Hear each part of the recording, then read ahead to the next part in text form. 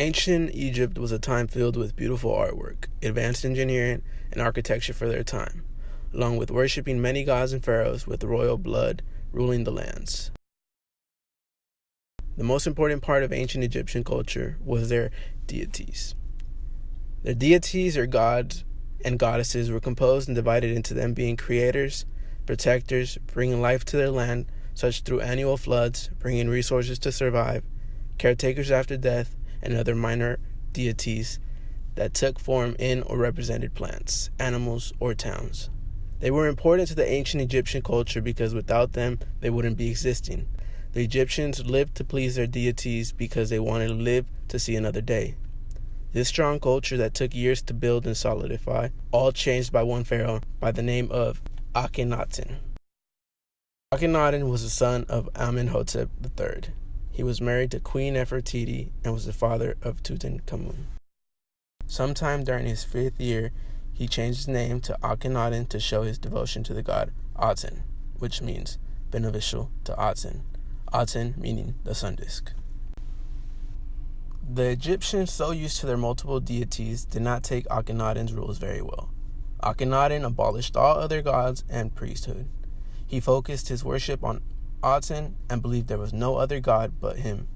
He controlled ancient Egypt both politically and spiritually.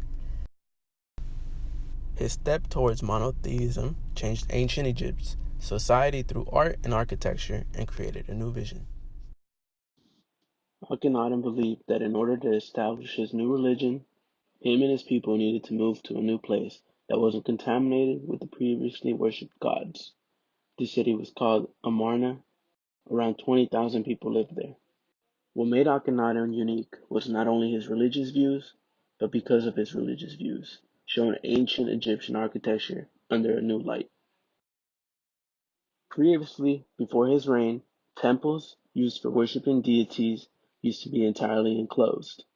Akhenaten did not have that vision for his newly built town. He built his city up entirely on the focus of Aten.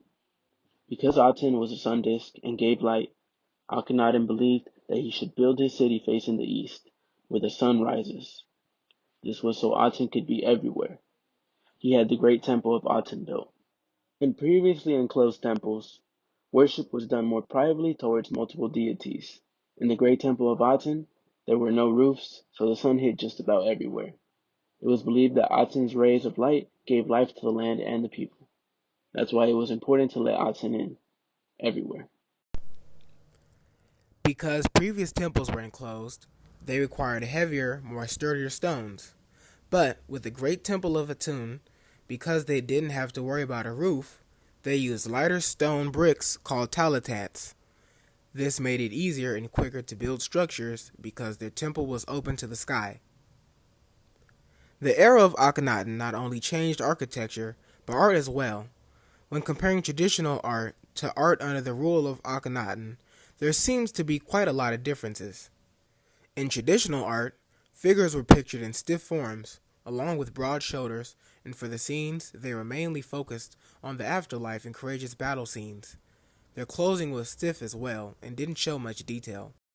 Art during Akhenaten's reign seemed to show more detail. Because of this god Aten, life was brought to art. Art seemed to look more unnatural. Akhenaten wanted to focus on the intimate parts of him and his family. Here he is shown with his wife, Queen Nefertiti, along with his 3 daughters. They are shown to have elongated skulls.